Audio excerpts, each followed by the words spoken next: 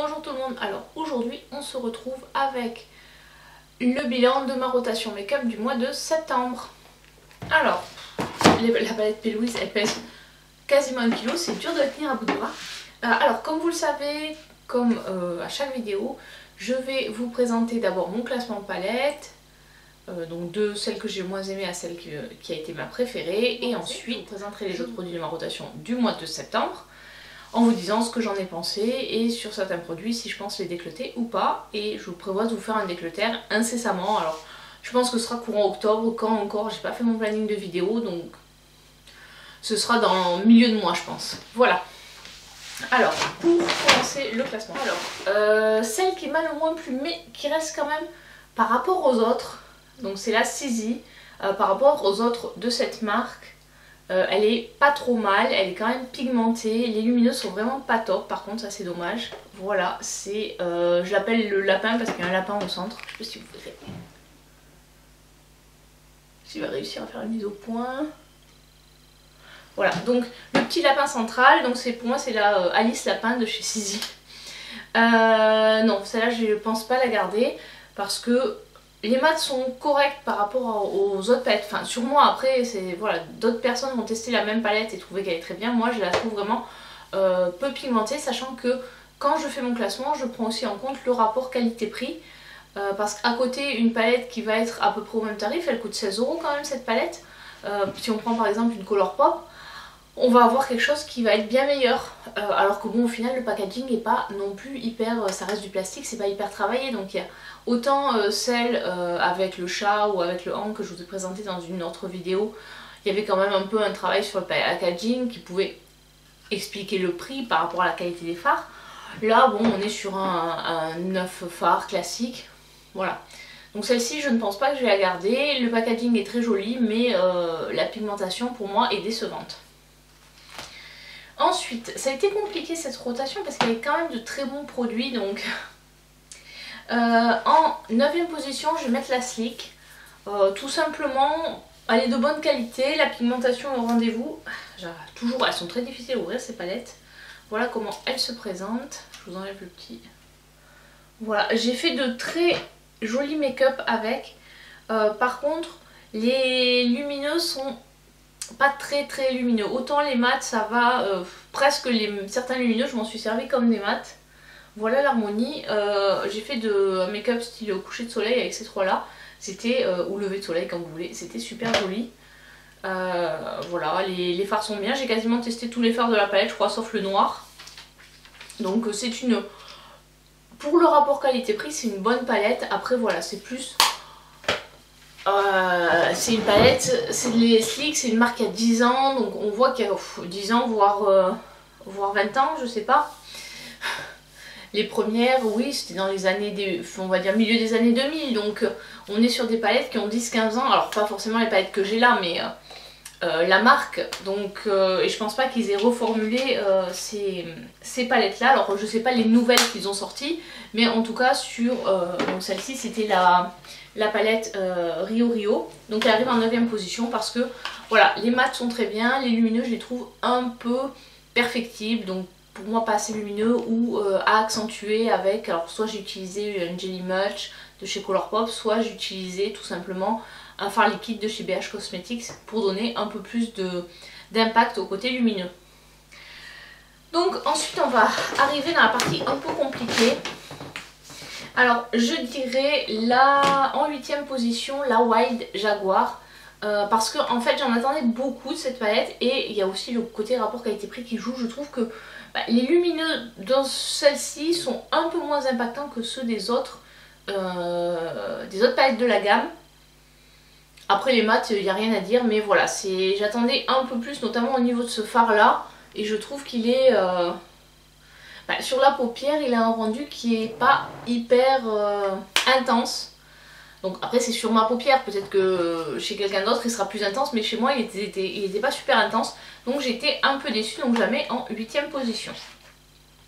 Ensuite en 7ème c'est la palette de chez P. Louise.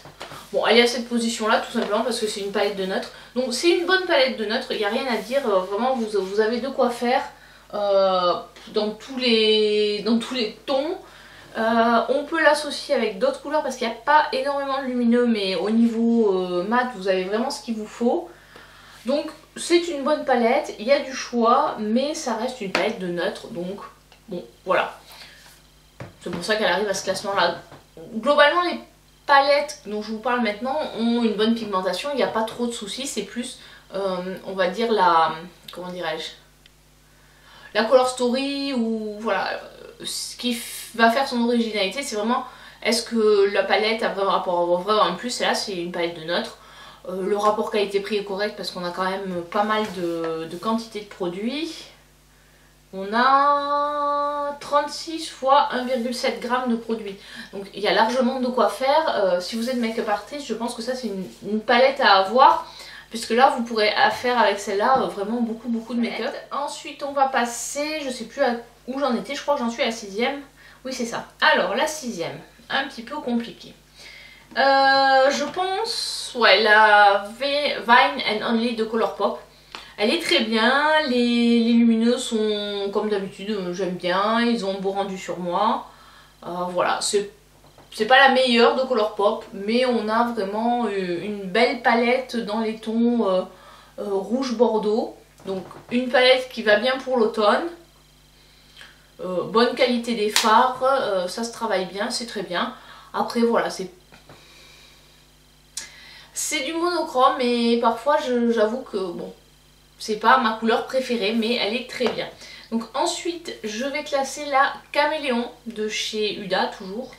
Pareil, elle est très bien. J'aime beaucoup, mais c'est pas ma préférée. Au final, le rendu n'est pas forcément ma préférée. Voilà. Au début, quand je vous l'ai présentée, c'était la Color Story qui m'attirait le plus. Mais au final, elle est très bien. Mais voilà, j'ai des palettes dans mon classement qui l'ont détrônée. Mais ça reste une très bonne palette. Voilà, franchement, les palettes que je vous présente maintenant, il n'y a rien à dire en termes de qualité. Mais bon, après, c'est aussi en regard du rapport qualité-prix, etc. Ensuite, c'est la Boudoir Noire de Colourpop. La Color Story est très intéressante si vous aimez le kaki. Voilà, bah là franchement vous avez des fards dans les tons kaki là, vraiment elle est très bien pour ça cette palette. Les tons marrons, voilà, vraiment une très jolie palette qui sort, une Color Story qui sort un peu de l'ordinaire avec voilà, des fards. Au début bon, j'avais pris parce qu'elles étaient en promo quand on prenait les deux, la Ménage à moi et celle-ci, et j'y croyais pas trop en termes de Color Story, et finalement en l'utilisant j'étais vraiment agréablement surprise. C'est pour ça qu'elle arrive à cette position, parce qu'elle m'a surprise et j'ai trouvé que vraiment la qualité était très bonne sur cette palette, au-dessus encore que les précédentes. Ensuite les trois dernières, ça a été difficile. Alors je vais mettre la Python de Huda qui est franchement très bien. Les lumineux sont très jolis. Les mats, même ce mat là, et voilà, c'est vraiment celui-ci, il est très bien pigmenté. Voilà, c'est une palette qui m'a bluffé, notamment au niveau de la pigmentation. Souvent les néons comme ça, on les trouve peu pigmentés, et là, bah là il est pigmenté. Bon là ça se voit pas trop parce que j'ai fait des swatchs de caca, mais voilà, normal, franchement sur la paupière, il a eu un super rendu, très bien pigmenté. Donc voilà, une palette de très bonne qualité. Et maintenant il va falloir départager les deux. Alors la suivante, la deuxième, c'est la Wild Tiger, qui au final est une Color Story qui m'attirait moyennement. Et en l'utilisant, franchement j'ai trouvé que c'était très sympa, qu'on faisait de très jolis make-up, enfin qui avait un beau rendu sur moi. J'aime beaucoup le duochrome central là. Ouais, je sais pas si vous verrez, il est rose or. Et sur la paupière il a un très beau rendu. Donc voilà pourquoi je la mets là. J'ai fait 2 ou 3 make-up je crois avec, et franchement une bonne surprise, agréablement surprise. Elle m'a beaucoup plu. Et la première, parce que celle-ci en termes de rapport qualité-prix et qualité, elle arrive devant tout le monde. C'est une palette que j'ai dû avoir achetée pour une quinzaine d'euros parce que j'avais eu en promo. Je crois que sur Beauty Bay elle était entre 18 et 20, et avec la promo j'ai dû avoir entre 14 et 15. Donc honnêtement pour le prix, la qualité des fards est vraiment... voilà. C'est la Lost in Los Angeles de BH Cosmetics. Et les fards, mais c'est lumineux. J'ai fait un make-up dans les tons bleus. Alors il a fallu que j'aille récupérer un bleu foncé dans la palette Worldly de P. Louise que j'avais présenté dans une autre rotation. Mais à part ça, enfin après j'ai utilisé 4 fois cette palette au final. Voilà, à part pour ce bleu là où j'avais vraiment envie en fait de combiner ces deux lumineux là et donc avec celui-ci, et il me manquait un bleu foncé, donc c'est pour ça que je suis allée le chercher dans une autre palette parce que j'avais un make-up précis en tête. Mais voilà, les lumineux, mais ils sont vraiment pour le prix, mais vous avez des fards qui ont rendu sur la paupière, mais ils sont vraiment magnifiques. Et le rendu, il dure toute la journée quoi. C'est aussi un point que je regarde, c'est qu'en fin de journée, j'ai toujours...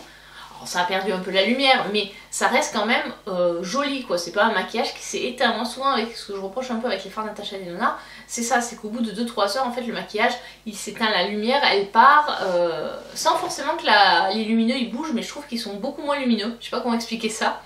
Et là, avec cette marque-là, mais voilà, cette palette, c'est vraiment une très très bonne palette. Je vous la conseille, là ça va arriver le Black Friday, il y a souvent des promos sur Beauty Bay au Black Friday sur cette marque-là, bon sur d'autres marques aussi, mais souvent les palettes elles sont à moins 30 voire moins 40%, donc honnêtement sur une palette qui coûte 20 €, de la choper à moins 40% c'est voilà, c'est quasiment donné, et vous avez quand même des palettes qui sont de très très bonne qualité. Je pense que BH Cosmetics, maintenant parce que je l'avais testé il y a quand même une dizaine d'années, avec la Galaxy Chic je crois, ou un truc comme ça, qui avait des fards cuits, elle était pas mal, mais bon, c'était un peu compliqué de l'utiliser seule parce que bah, il n'y avait pas de mat quoi, c'était que des lumineux. Mais maintenant, toute leur gamme, toutes leurs palettes sont vraiment de très bonne qualité, toutes celles que j'ai testées jusqu'à présent, même les toutes petites. Bon, moi j'ai pas eu de déception sur les petites. Enfin bon, après j'ai pas tout testé, mais celles que j'avais testées, la Flower Power et tout, les fards sont certes minuscules, mais on a quand même de la qualité. D'ailleurs j'ai hésité à les revendre et finalement j'ai gardé toutes mes 4 palettes Polly Pocket de chez BH Cosmetics. Je sais pas si je vais continuer à les garder encore parce que souvent j'ai des couleurs, j'ai des doubles, mais franchement la qualité est au rendez-vous, donc je vous conseille vraiment cette marque. Cette palette, si vous aimez vraiment les couleurs... les couleurs flashy, un peu multicolores. Sinon vous avez dans les tons roses, vous avez la Mimosa qui est très bien. Dans les tons verts, la Avocado. Et dans les tons neutres, il y a celle qui s'appelle Chilling in Chicago je crois. Et Hanging in Hawaii ou un truc comme ça. Donc ces palettes là sont très bien, c'est des palettes plutôt de neutres. Voilà, si vous cherchez quelque chose, je vous conseille, si vous avez un petit budget, de ne pas hésiter à tester cette marque-là. On la trouve donc sur Beauty Bay, où ils ont un site bhcosmetic.de, donc c'est allemand. Et là c'est envoyé, donc il n'y a pas de frais de douane parce que c'est envoyé d'Allemagne. Par contre le shipping est un peu cher, mais il y a souvent des promos, des moins 40, des moins 50%. Donc voilà, n'hésitez pas à aller faire un tour sur ce site. J'essaierai de vous le mettre en barre d'infos, comme ça vous pourrez aller voir. Alors, on a parlé des produits pour les yeux, maintenant on va parler des autres produits. Alors, au niveau bronzer, enfin bronzer contouring, j'avais pris que ma palette Kat Von D, qui est comme ceci. J'ai utilisé que les 3 fards du haut, donc les fards plutôt pour faire le contouring. Sauf celui-là, j'ai très peu utilisé parce qu'il est quand même super foncé. Et par rapport à mon teint, c'est pas l'idéal. D'ailleurs, je sais pas si vous verrez, mais on peut voir que les deux autres sont beaucoup plus creusés. Par contre c'est hyper poudreux, rien que de poser le pinceau dedans, ça, il y en avait partout, même ça s'est mélangé sur mes autres couleurs. Donc c'est, voilà, si j'ai quelque chose à lui reprocher, c'est ça, c'est très poudreux. Par contre ça se fond très bien à la peau, mais il faut bien tapoter le pinceau, sinon vous risquez d'avoir des patchs. Ensuite au niveau blush, j'en avais 3. Donc en blush mat, j'avais le Kiko Unexpected Paradise Shadow of the Heart, qui est comme ça, c'est un blush pêche corail. Bon, je dirais plutôt pêche, voilà. Qui est très joli. Bon, après il est mat, donc c'est pas mal. Moi j'aime bien souvent l'associer avec un highlighter, ces blushs là, pour donner un peu plus de lumière. Ou si on veut juste donner un petit effet bonne mine, c'était vraiment une très bonne couleur pour ça. Ensuite j'ai utilisé le Hot Mama qui est comme ceci, c'est la marque The Ball. Hop. Là on est, c'est un petit peu la même couleur que l'autre, on est sur un petit abricoté avec par contre cette fois-ci, là on est plus irisé. Donc on a un très joli blush. Une marque qui est souvent vendue sur Beauté Privée en promo à un peu moins d'une dizaine d'euros. Celle-là je crois que j'avais payé 7 ou 8 euros. Franchement, il y a 7 grammes de blush, c'est un très bon produit. Celui-là, je vous le conseille. J'ai l'impression un peu que c'est une sorte de dupe du NARS Orgasme, beaucoup moins cher.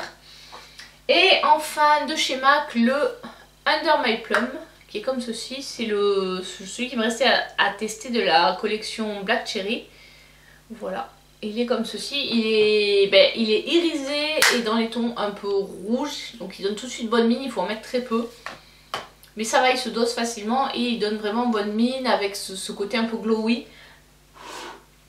Donc un très bon produit. Je regrette vraiment pas d'avoir craqué pour ces blushs. Ensuite au niveau highlighter, j'en avais 3. Le Skywalker de chez Kaleidos. Donc lui c'est un highlighter dans les tons bleus. À manier avec précaution parce qu'il est vraiment très pailleté. Il est très beau. Les highlighters Kaleidos sont en général très qualitatifs, celui-là fait pas exception à la règle. Voilà, il est vraiment hyper pailleté, donc à manier avec précaution. Moi je l'ai porté, après j'ai essayé d'harmoniser plutôt quand je mettais sur mes yeux des couleurs froides pour mettre cette couleur là parce que sinon ça faisait un peu bizarre. Mais voilà, très bon highlighter, je le recommande donc plus pour les soirées que pour tous les jours parce que ça peut être un peu bizarre d'avoir des reflets bleus, mais bon, hein, on fait ce qu'on veut en make-up. Ensuite de chez Kat Von D, le Metal Crush Gamma Ray, c'est un extreme highlighter qui est super dur à ouvrir, qui est comme ceci. Donc celui-là justement avec sa couleur et son... Hop,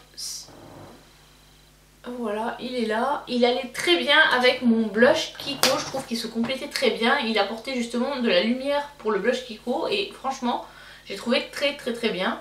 Celui-ci j'avais eu dans le Mystery Bag et il y a 5 grammes de produit dedans. Enfin, le dernier highlighter que j'avais c'était le Sunbeam que j'ai sorti un peu de mes placards. C'est un highlighter en pinceau comme ça qu'on dépose et qu'on étale. Il est très bien comme son grand frère, petit frère, le Hype Beam. Donc voilà, c'est les deux, je les ai tous les deux dans ce format là. Honnêtement, vu il y a 4 ml de produit, vu la quantité qu'on en met, je pense que ça va me durer longtemps, à moins que ça sèche, mais jusqu'à présent ça fait quand même un moment que je l'ai, il n'est pas sec.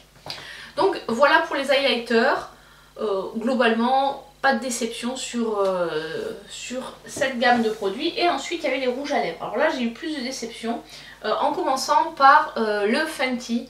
Celui-ci c'est la teinte Underdow, c'est un Stunna Lip Paint et en fait c'est hyper compliqué à... Voilà la couleur qu'il a. Et je le trouve très compliqué à doser. Chaque fois que j'en ai mis, je m'en suis retrouvée avec sur les dents, même en essorant le pinceau, en tapotant, en essayant d'en mettre le moins possible. Voilà, ce produit là n'est pas fait pour moi, ou je ne sais pas le mettre ou quoi. Il n'assèche pas les lèvres, mais il est très compliqué à mettre et la teinte étant foncée, si jamais on se plante, ça se voit tout de suite et ça fait tout de suite moche. Donc voilà, c'est pas un produit que... Enfin, il va partir dans un déclutter, celui-là, c'est pas un produit que je vais garder. Un qui est sur la sellette, je sais pas encore, c'est le Huda Lip Strobe. Il est joli, mais voilà, je sais pas trop en fait si je vais le garder ou pas. Voilà où il est. Il est juste là. Sur les lèvres, il rend pas mal, mais c'est hyper pailleté. C'est pas vraiment quelque chose qu'on peut mettre tous les jours. Donc je sais pas. Je me tâte. Il n'est pas encore, on va dire qu'il est en purgatoire, il n'est pas encore parti d'un déclutter. Après sur les autres produits, j'ai rien de particulier à dire. Celui-ci continue à diminuer. Celui-là est dans mon projet pan. Je vous mettrai par là mon dernier projet pan. J'en ai de moins en moins. Celui-là, je l'aime beaucoup. Bon, quand j'aurai fini, j'en rachèterai pas, tout simplement parce que j'ai beaucoup de produits pour les lèvres à utiliser. Mais voilà, si un jour j'ai besoin de me racheter un lip tint, je sais que je pourrais me tourner vers cette marque-là. Là j'avais 2 rouges à lèvres, un de chez Yves Rocher, ils ont à peu près la même couleur, c'est pour ça que je vous les montre en même temps, et un de chez Estée Lauder. Ils sont très bien, le Yves Rocher est un petit peu plus couvrant, le Estée Lauder fait plus, comment dirais-je, il n'est pas très opaque, donc il donne de jolis reflets. Voilà, on est sur du déframboise tous les deux, très bien. Là c'est un Kiko que j'ai, pas bien rangé. Voilà, bon, il est un peu... En fait, il a dû avoir un peu chaud parce que le bout s'est écrasé. Je sais pas si vous verrez. Mais bon, après c'est un bon nude. Il est crémeux, il est confortable, donc bon produit. Et pour finir, un gloss de chez Madara que j'ai bien aimé. La couleur est sympa. C'est agréable à porter, il sent bon. Et mon Juicy Shaker de chez Lancôme. Donc ça c'est la version mat. Honnêtement je préfère la version... non c'est un matte shaker, c'est pas une Juicy Shaker. Je préfère la version Juicy Shaker. Bon celui-là est très bien, c'est joli. Mais c'est pas mon type de produit préféré. Voilà pour... c'était pas vraiment un classement là. C'était pour vous donner mon avis sur le produit que j'ai utilisé dans le mois. Voilà, donc cette vidéo est terminée et j'espère que ça vous a plu. N'hésitez pas à me dire dans les commentaires si vous avez testé des produits, ce que vous en avez pensé et si vous aussi vous faites des rotations comme ça pour pouvoir tout utiliser et pouvoir voilà, avoir un avis sur les produits et pas trop stocker. Voilà, non, je suis contente parce que là j'ai quasiment tout ce qui est produit à joues, enfin par produit visage, blush, highlighter et bronzer. J'ai quasiment tout testé, j'ai plus grand chose en fait de nouveautés. Sur les blushs encore quelques-unes, mais sur le reste non. Donc je suis assez contente de reprendre des produits que j'avais précédemment utilisés. Et voilà, ça me dit ce que j'en pense, si je continue à les utiliser ou si je les mets dans un déclutter. Voilà, allez, à très bientôt pour une prochaine vidéo. Et n'hésitez pas à vous abonner si ce n'est pas encore fait, ça me fera très plaisir. Et le petit pouce vers le haut aussi. Allez. Ciao ciao.